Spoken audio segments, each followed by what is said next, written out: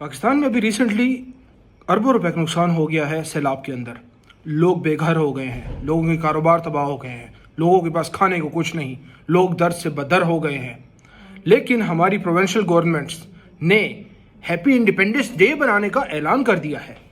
اب یہ لوگ کروڑوں روپے لگائیں گے انڈیپینڈنس ڈے کے اوپر، وہ کروڑوں روپے جو کہ انہوں نے قرضے سے لیے ہوئے ہیں، جس کے اوپر انہوں نے سود دینا ہے. اور مزے کی بات یہ ہے کہ یہ لوگ کروڑوں روپے لگائیں گے، اربوں روپے کا بل حکومت پاکستان کو دے دیں گے. بیچ میں اپنا کمیشن بھی تو رکھنا ہے. غریبوں کے لیے پیسے لگانے کے لیے ان کے پاس پیسے نہیں ہیں. یہ پیسے وہ لوگ ان غریبوں کے لیے الاٹ نہیں کر سکتے.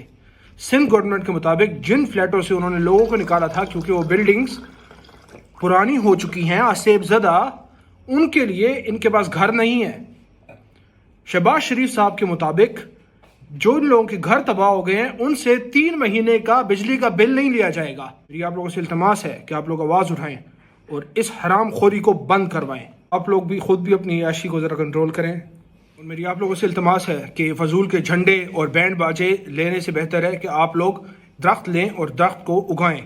یہ اس وقت پاکستان کی ضرورت ہے اور اس سے آپ پاکستان کی خدمت کر سکیں گے. دعاؤں میں یاد رکھیے. خزاں والوں کے لیے دعا کیجیے. اللہ حافظ.